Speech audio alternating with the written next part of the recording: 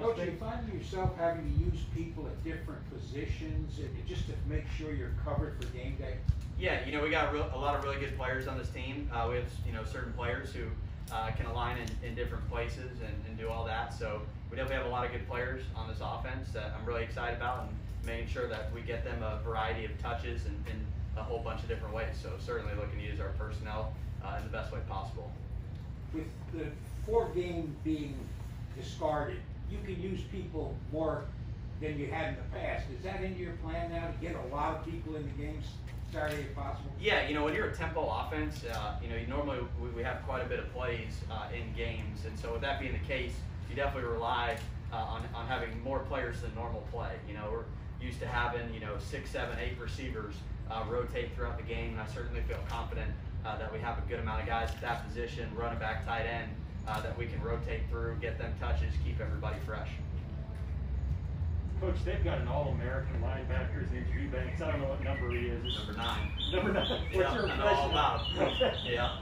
What do you think about him? Your impressions? Yeah, Weis is a great player. I think they've got a couple really good players. Him and the number 49, Marquise, is a really, really good player. Weis in particular does a great job in the middle of the defense. Very sure tackler.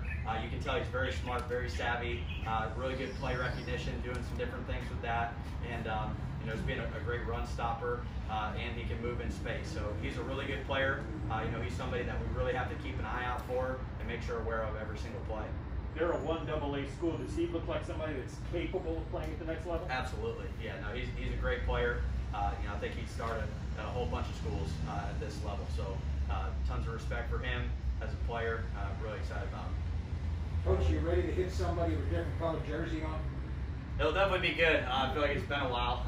Obviously first time here at South Florida doing it, but been since about December since we played somebody other than going against Coach Spencer's defense every day. So definitely looking forward to the opportunity. I think it'll be really fun.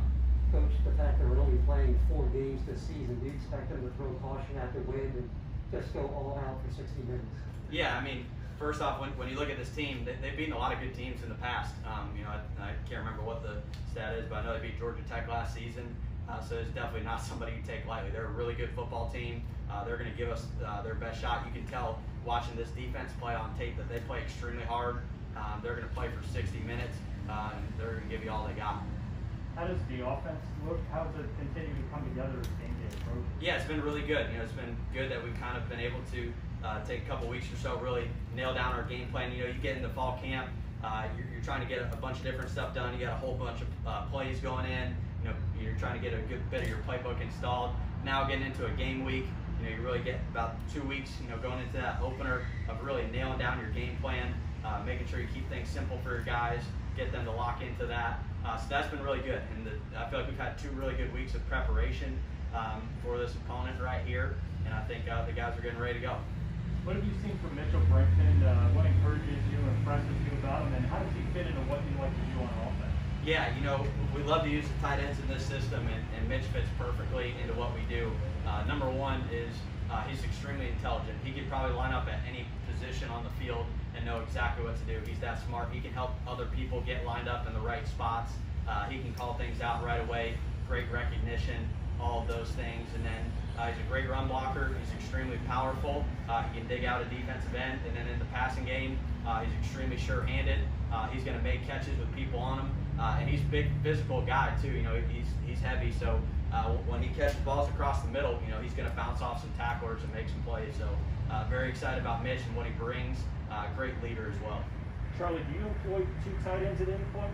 Absolutely, yeah. We got a bunch of tight ends that I like. So, I think it's really important that you're multiple in your personnels. Obviously we're more of an 11 personnel team than anything, but having a 12 personnel package is really important. Something we've done in the past and something Clemson's done in the past as well, to use that at times, and I think that'll be a strong possibility. Coach, watching BYU and Navy the other night, coaches just yelling into the quarterback. There's no sound. Is that hard to get used to at your end? I think it'll be, we'll see, when we get in Ray J this Saturday, exactly what it's like. I'm in the box, so, for me, I won't be out there yelling at the quarterback, but maybe some other people will be. It'll definitely be unique. It's never been done, it's having a season like this. So there's going to be new things that we experience, and we just got to be able to adjust and go with the flow with it. How do the receivers continue to develop? What impresses you about what Yeah, Trey Dukes has been a guy, number one that comes to my mind. Bryce Miller, St. Felix, but you know those three right there have done a great job being really, really good, making plays down the field, catching one-on-one balls, especially those outside guys with Saint and Dukes, and then Latrell is a guy who can go in there and run by some people. So you know, we've got a whole bunch of receivers, but those guys definitely stood out to me, having a great camp. They've really progressed, making sure they catch the ball and making those plays down the field. We asked them to do that. How about the running game, Charlie? Are you pleased where that is right now, a couple days before you take the field? Yeah, I really like our O-line unit. I think they've done a great job throughout all fall camp, doing a good job of running the football, something that we're going to pride ourselves in. And we got some really talented running backs back there, so they just need a little crease, and you can get them in some open space, and they can make some magic happen. So really excited to see them play on Saturday. Very pleased with the development throughout fall camp into this week. Just really excited to see them play on Saturday.